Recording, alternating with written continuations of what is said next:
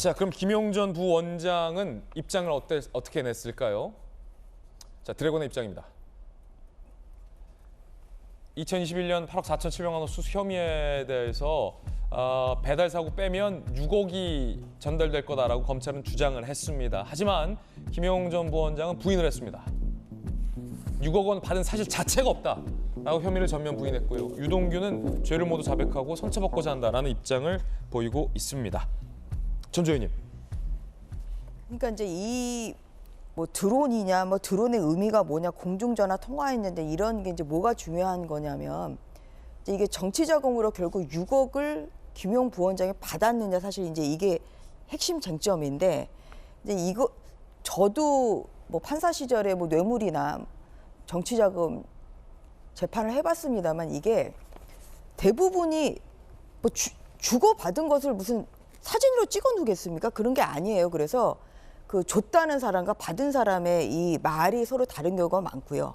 그런 경우에 결국은 어느 쪽의 말이 신빙성이 있냐 이걸 가지고 재판 과정에서 이제 유무죄를 결정하는 그런 가장 큰 계기가 이제 이거거든요. 그래서 이제 이런 면에서 왜 김용과 정민용이 첩보용을 하는 것처럼 그렇게 공중전화까지 통화를 하면서 만났겠냐. 사실 이것은 법원에서 충분히 뭔가 숨기는 게 있을 것 같다는 그러한 의심을 사기엔 충분한 정황입니다. 이건 이제 정황 증거죠. 왜냐하면 그 통화했다는 그 시점에 뭐 돈을 주고받은 건 아니고 예. 이제 이게 2011년, 2021년 그 시점은 대장동 게이트가 언론에 많이 났고 그리고 또 뭐 관련자인 김만배 씨, 뭐 남욱 씨 이런 분들이 다 구속이 됐던 시점이라 근데 그렇기 때문에 뭔가 이 사건 관련해서 주고받을 말이 있으니까 만났지 않았냐 하는 이런 충분한 의심을 이제 사기에는 충분한 것이고요.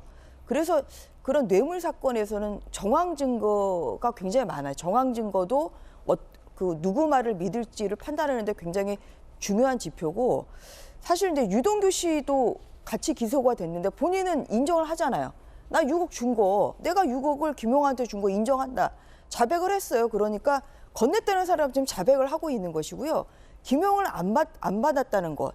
그래서 결국은 김용의 말을 믿을 것이냐, 유동규 씨의 말을 믿을 것이냐 여기에 따라서 유무죄가 결정이 되는 것이죠. 그런데 이거 말고도 사실은 저는 유동규 씨의 말이 더 신빙성이 있는 증거 중에 하나가 뭐냐면 유동규 씨가 2011년에 긴급 체포됐잖아요. 그때 직전에 통화한 사람이 누구냐? 그게 김용하고 정진상 씨하고 통화를 했다고 지금 그렇게 보도가 나오고 있고 여기에 대해서 김용과 정진상은 본인이 통화한 적이 없다고 했음에도 불구하고 사실로 드러났거든요. 그래서 김용 씨가 이렇게 숨기고 있는 것은 어느 정도 정황이 드러나기 때문에 그런 정황 증거의 지금 싸움이다 이렇게 보고 있습니다. 예. 자, 그렇다면 유동규 전 본부장은 어떤 입장일지 조금 더 자세히 보겠습니다. 어제 보도되는 기사에 따르면 검찰은 이 현금을 담고 있는 골판지 상자까지 재현을 했다고 합니다. 결국 이 불법 정치자금 6억 원을 받지 않았다면 김용이 정민용을 이런 식의 접선할 이유가 없다. 검찰은 이렇게 보고 있고요. 골판지 상자에 현금을 5억 원 보관하는 방법까지 시연했다라고 합니다. 골판지 상자. 유동규의 과거 채널A와의 인터뷰 내용 한번 들어보겠습니다. 2014년도에는 이제 선거가 이제 다가오니까 이제 조직 관리하고 뭐 한다고 하니까 마련해 달라고 했습니다. 한 그때 2억 달라고 그랬는데 그때 2억을 마련해 줄 수가 없어갖고 1억만 줬습니다. 그건 집 앞에 줬어요. 돈 준다는 놈 천진데 내가 그걸 받으면 안 되잖아 뭐 이러면서 이러더라고요.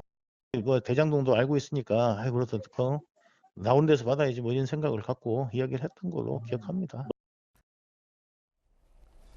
자, 거듭 말씀드리지만 유동규 전 본부장의 주장이고 김용 전 부원장은 수수 자체를 부인하고 있다는 입장도 계속 말씀드리겠습니다.